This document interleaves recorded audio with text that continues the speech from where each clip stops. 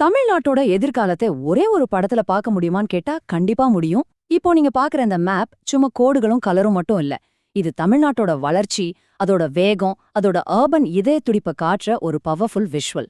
வாங்க இதுக்குள்ள என்னென்ன ரகசியங்கள் இருக்குன்னு ஒன்னொன்னா பார்க்கலாம். இப்ப இந்த மேப்ப கொஞ்சம் நல்லா பாருங்க. இந்த ரெட் கலர்ல பரவி இருக்கிறது எல்லாமே நம்ம ஊருங்க, நம்ம நகரங்கள். அது எல்லாம் நரம்புகள் மாதிரி கனெக்ட் பண்ற இந்த கருப்பு கோடுகள் தான் நம்மளோட ஹைவேஸ். இது ரெண்டும் சேர்ந்து ஒரு பெரிய கதைய சொல்லுது. அதாவது தமிழ்நாட்டோட பொருளாதாரம் எப்படி ஓடுது, மக்கள் எங்க அதிகமா வாழ்றாங்கன்னு ஒரு ஆழமான விஷயத்த நமக்கு காட்டுது. ஆமா, பாக்குறதுக்கு ஏதோ ஒரு மெடிக்கல் ஸ்கேன் மாதிரி தான் இருக்கு இல்லையா? ஆனா இது நம்ம மாநிலத்தோட growth, கனெக்டிவிட்டி, அதோட ஃபியூச்சரை பத்தின ஒரு கதை. அப்போ இது நிஜமாவே என்னதான் சொல்ல வருது? இந்த கேள்விக்கு பதில் தேடுறது தான் நம்மளோட இந்த பயணம். வாங்க இதுக்குள்ள இன்னும் ஆழமா போய் இதோட ரகசியங்களை ஒன்னா சேர்ந்து கண்டுபிடிக்கலாம்.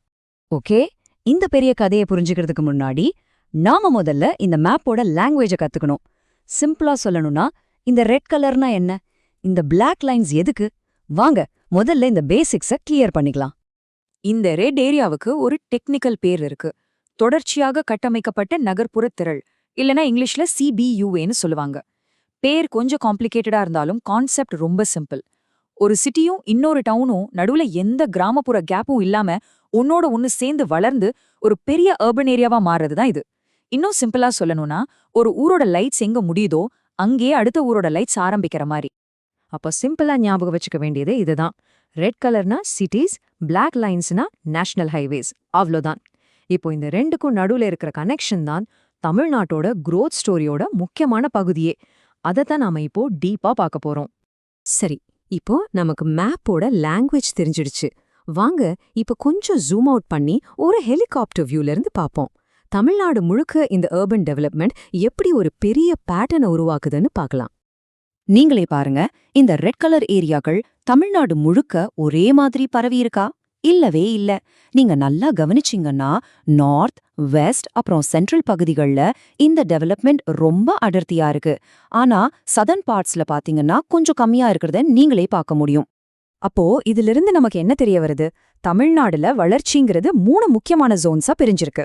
ஒன்னு சென்னையை சுத்தி இருக்கிற நார்த்தன் காரிடார், ரெண்டாவது கோயம்புத்தூரை மையமா வச்ச வெஸ்டர்ன் கிளஸ்டர், மூணாவது திருச்சி மதுரையை கனெக்ட் பண்ற சென்ட்ரல் பெல்ட். ஓகே, இப்போ இன்னும் கொஞ்சம் ஜூம் இன் பண்ணுவோம். வாங்க இந்த பெரிய பெரிய ரெட் பேட்சஸா இருக்கிற தமிழ்நாட்டோட அர்பன் ஜாயின்ஸ, அதாவது நம்ம நகர்ப்புற ஜாம்பவான்களை இன்னும் கொஞ்சம் கிட்ட போய் பார்க்கலாம். நம்மளோட ஃபர்ஸ்ட் ஸ்பாட்லைட் தமிழ்நாட்டோட வளர்ச்சி முகமா இருக்கிற ஸ்டேட்டோட மிகப்பெரிய அர்பன் சென்டர் மேல தான். அது வேற எதுவும் இல்ல, நம்ம சென்னை தான். இங்க பாருங்க, மேப்போட நார்த் ஈஸ்ட் கார்னர்ல பறந்து விரிஞ்சிருக்கிற இந்த பெரிய ரெட் ஏரியா தான் சென்னை. இது வெறும் கேபிட்டல் சிட்டி மட்டும் கிடையாதுங்க, தமிழ்நாடோட மொத்த எக்கானமியையும் டிரைவ் பண்ற ஒரு மேஜர் எக்கனாமிக் என்ஜின் இது.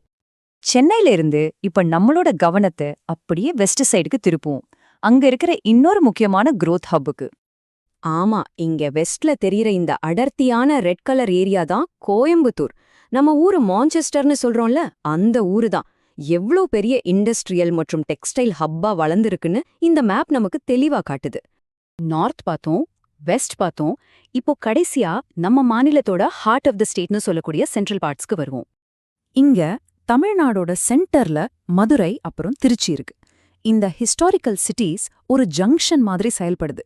நார்த், சவுத், ஈஸ்ட், வெஸ்ட்னு எல்லாத்தையும் ஒன்னா கனெக்ட் பண்ற ஒரு முக்கியமான நோடா இது ரெண்டும் இருக்கு. சரி, இந்த சிட்டிஸ் எல்லாம் இப்படி ஜோனா வளருதுன்னு பார்த்தோம். இது தானா நடக்குதா? இல்ல, இந்த growthக்கு ஒரு ஷேப் கொடுக்குற ஒரு விஷயம் இருக்கு. அது என்னன்னு பாத்தீங்கன்னா, நம்ம மேப்ல இருக்கிற அந்த பிளாக் லைன்ஸ் தான். ஒருவேளை இந்த மேப்போட முக்கியமான சீக்ரெட்டே இதுதான் சொல்லலாம்.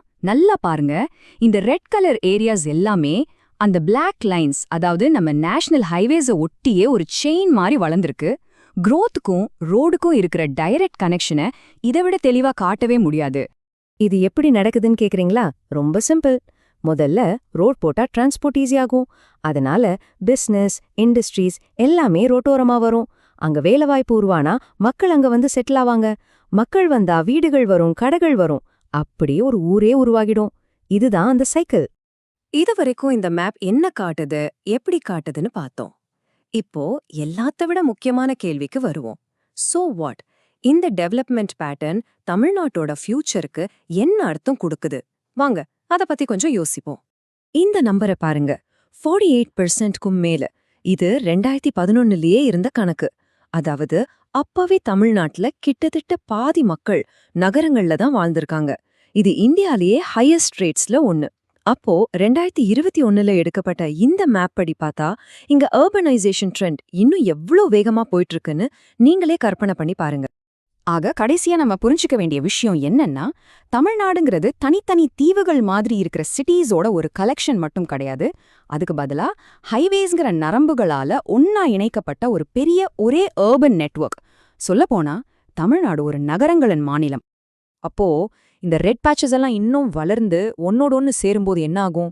ஒரு பக்கம் இது மிகப்பெரிய எக்கனாமிக் ஆப்பர்ச்சுனிட்டிஸை உருவாக்கும்.